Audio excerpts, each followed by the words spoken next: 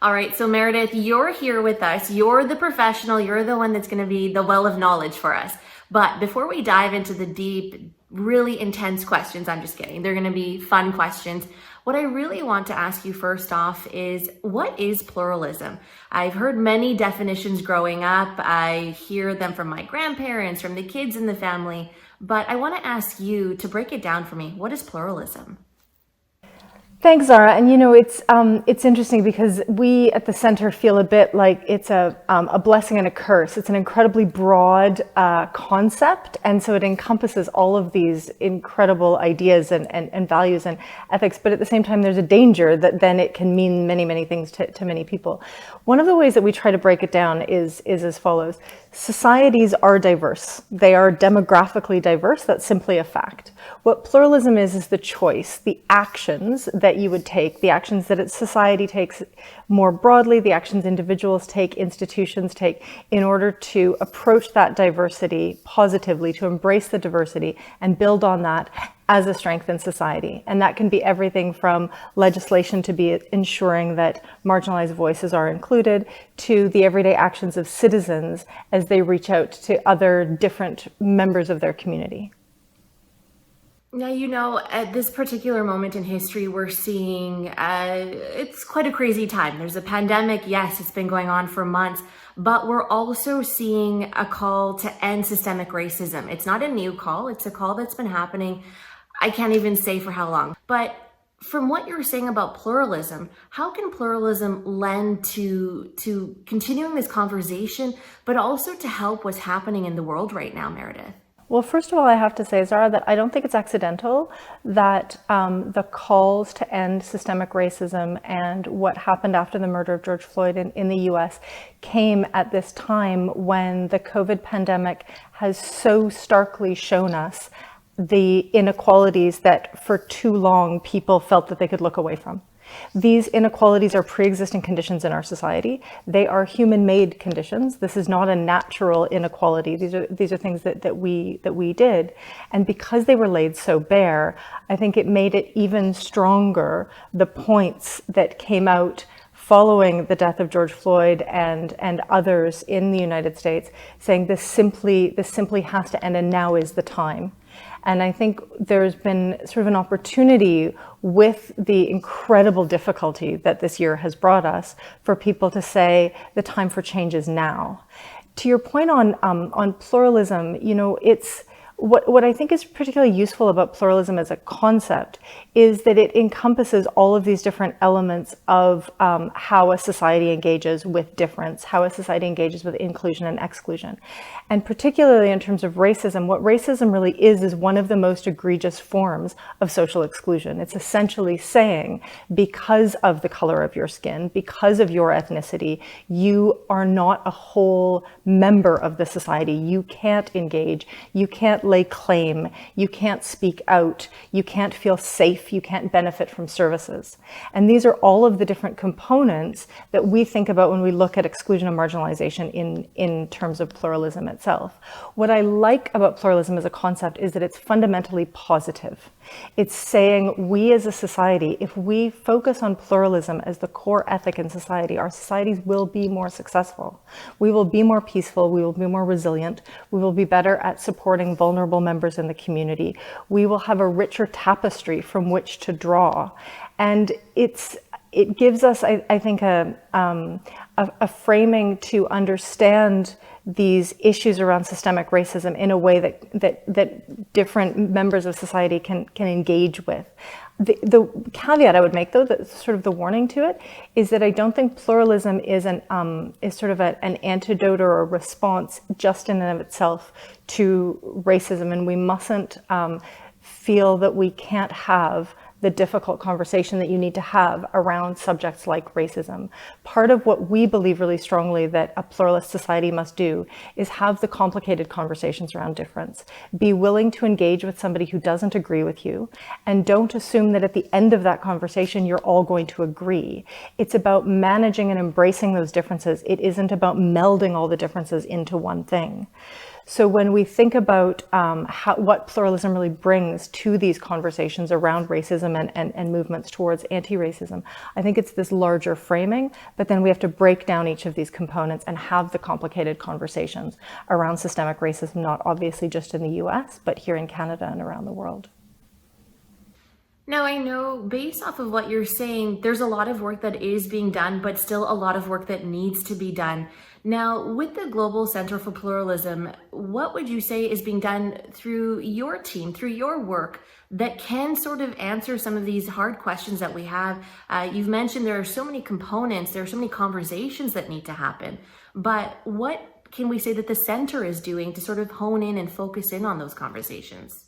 Well, there's several different things that we're doing, but one example that I'll give you, because I think it's particularly pertinent, is around education. And as all of you in Jemont will know much better than I, His Highness talks often about the importance of education and the fact that pluralism and the pluralist ethic is not something that everyone is born with. It is something that has to be learned. It is something that comes out of education. And our education program at the center very much focuses on how to develop tools for teachers to help teachers essentially teach the whole child, regardless of the curriculum that you're teaching, how you help children become pluralist citizens from a young age.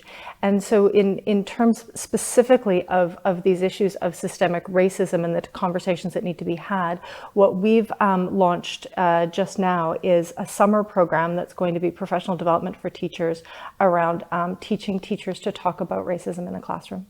And helping teachers have those complicated conversations. And we're really, really hopeful that if we're able to, that we'll continue this professional development far beyond this summer and this moment. I think this is part of a much longer and broader conversation. I'm very conscious in a lot of the discussions that have been had in the media and among different social movements and so forth recently, that one of the dangers is that you talk about racism when there's a crisis, and then people want things to go back to normal, as it were, and people want to find a way of looking away again. And I think we really need to seize this opportunity to make systemic change that lasts, which also requires us to have the conversations for a much longer period of time than just the sort of the COVID moment and this summer itself. I love how you said the COVID moment, but this conversation needs to happen to open our minds a bit more. And I know that the center has actually come up with initiatives like you mentioned for teachers. Is that to do with the Pluralism and Pandemic initiative that's happening online? And if so, tell us a bit more about that and what sort of inspired that. You've talked a lot about the steps that you are taking, and we want to learn more about that and how we can use those tools. Great. So when we all went into our collective isolation, and me and my staff were all working from our dining tables, as we of course still are. I'm in our beautiful office today, but came in, of course, for this interview.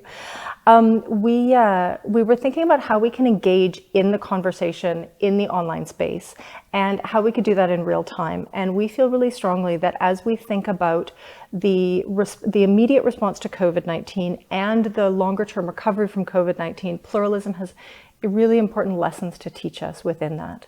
That this is not just a health crisis. This is a social crisis.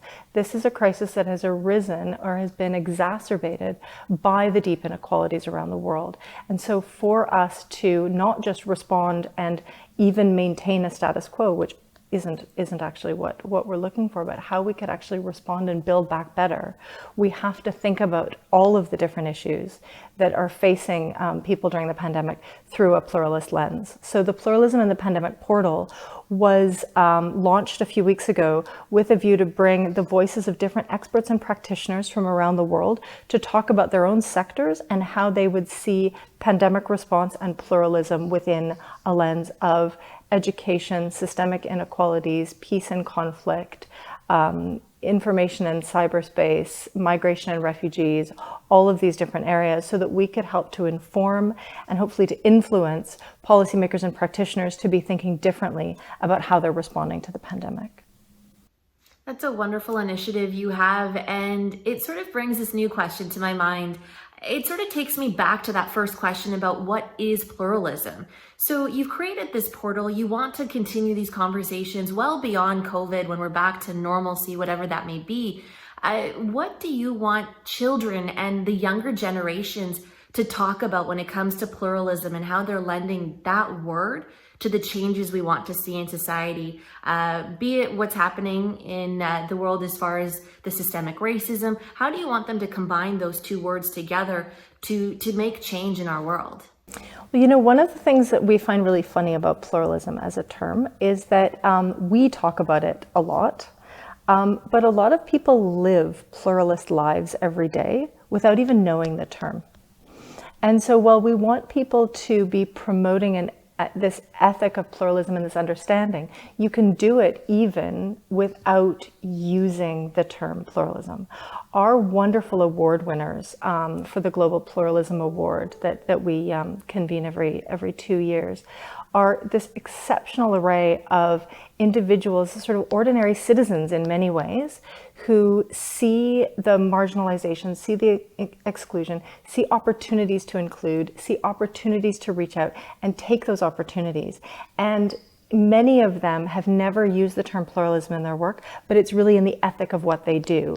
Whether you're a teacher in the Balkans and have decided that the curriculum that you're teaching children is so narrow and so nationalist that it is not teaching children in one country in the Balkans how to understand the different perspectives around the conflict that they all lived through, and finding a way of building a coalition to help students understand the multi-perspectives of their own broken history, to this extraordinary young entrepreneur in Ghana who said, there are no people that look like me in children's literature.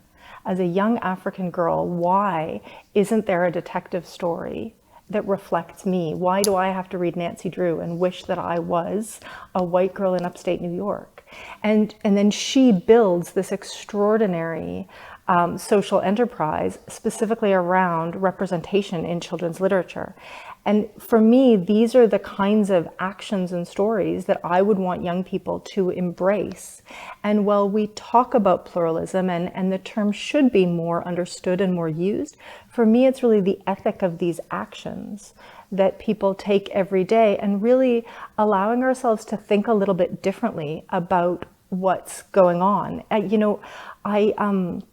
I've been thinking a lot about different ways that racism has been thought about through the years, and there's been so much about when I was a child, which feels far too long ago now, and it was this idea that we should look beyond color and that color doesn't matter and everyone should be colorblind. And what that led us to was a false sense of inclusion and a view of sort of enabling a lot of us who had the privilege to do so to pretend that we lived in a colorblind system when of course we don't.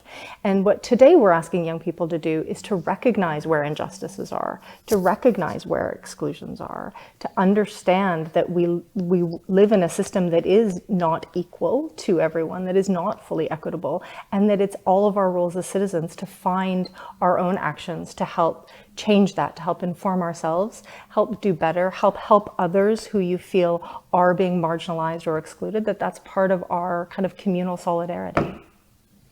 Meredith, you've got my mind going. I have so many questions from what you just said, but what really stuck out to me among many of the things you just said is the little girl in Ghana and not being able to relate to Nancy Drew and taking action to sort of change that.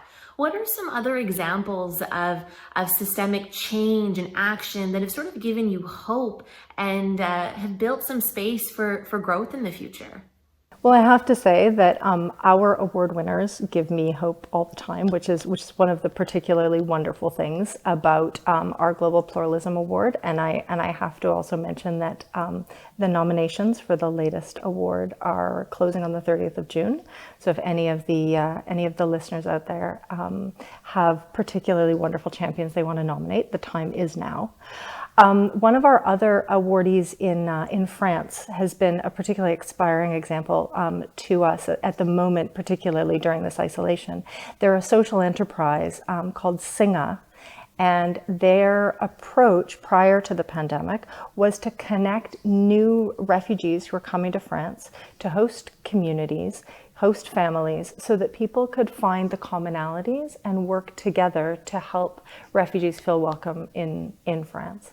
And you know, one of the easiest ways that these things happen is this very human interaction of sharing a meal, sharing a discussion about your what you want for your children in school, having a shared love of football.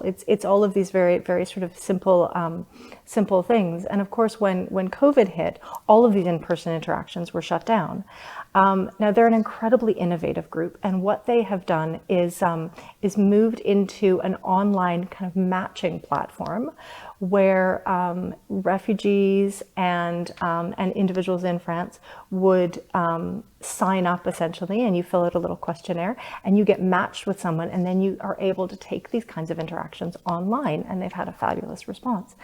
And it's just, for me, a real reminder that despite all the difficulties that we're in right now, creativity thrives in constraint. And I have to say that as difficult as this year has been for everyone, that the fact that we're having these difficult conversations, the fact that all of this really scary, chaotic change is happening all around us, I feel like if we can continue to move it in a way that takes us in the right direction, that can't be anything but a good thing. It's hard, but we can make it better. And not to say that there are not huge forces working against all of that. I'm not naive to those. There's been a huge failure of international cooperation in working around the crisis. There's been a rise of nationalism, of xenophobia, of racism. All of these sort of negative trends are absolutely on the rise. But at the same time, the fact that it has laid bare these issues for us to discuss does really inspire me. So Meredith, you've taught me so much in such a short period of time. I wish I could just, have a cup of tea with you. We're not there yet with COVID, but I do want to ask, you've brought up this whole concept of the portal that exists online. You've talked about different methods of people being able to help. We're a community of action, as you know. We like to know exactly right now, what can we do? So I want to ask you, what can we do right now? There's a lot happening, not just with COVID, but like we said, with systemic racism. What can we as a Jamaat, as a community, as a worldwide community start doing as of today? Well, I think there's a lot of different things that people can do in their different daily lives. And it is true, I think, also in this period of constraint that we're in, that one of the things that's actually good for people's mental health is to feel like you're acting, that you're not just watching these issues wash over you, but you're trying to find a way of doing something about it. And that can take a whole bunch of different forms. Obviously, if there's educators in the audience, come talk to us about our anti-racism professional development tools and things like that. I would say there's there'll be medical professionals in the viewership who may want to look at how some of these issues are playing out in the health system. And there's been some really interesting and very, very difficult things that have come out recently about racism within the health system and really kind of understanding that. But beyond even thinking about it in your own professional sphere, I think there's a lot of things personally that people can do. Reach out to somebody in your community, somebody maybe who is a newcomer to Canada. Maybe it's someone who's come as a refugee to Canada. Reach out to somebody who has a different worldview than you. Try to have one of those difficult conversations and see where it takes you, because I think part of this is also that learning journey. And I don't think at any point do we want to suggest that it's easy to have these difficult conversations with somebody with whom you might really disagree. But it's really important to teach ourselves how to have those kinds of conversations. There's a lot of organizations that are doing a lot of work in Canada around anti-racism, around marginalization and exclusion. Reach out to some of those organizations, see if you can volunteer your time in your local community. I really feel like getting involved where you are just makes a huge difference, because it also sends a message to excluded individuals, groups within your community, that there's some solidarity from other actors who may have more privilege than they do in the wider society. So I think there's a lot of those sort of small actions that people can take.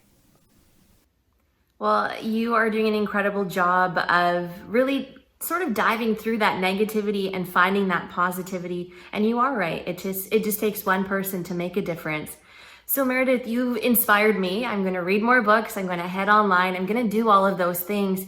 But I want to ask you, is there anything else I missed out on? Because I could ask you 100 questions. I have so many. Something else that has been really on my mind is the role that the economic system has played in the level of inequality around COVID and therefore the level of vulnerability around this.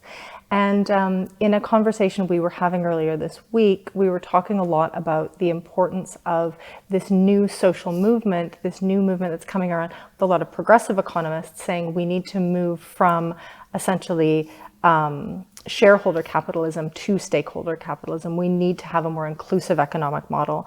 The model that we have been focusing on that's predicated on growth at all costs is actually ultimately killing us all as a human society and so forth. But for that to really make a difference, one of the things I believe really strongly is that private sector really needs to get involved. And I know a lot of your viewers are business people and be leaders in private sector.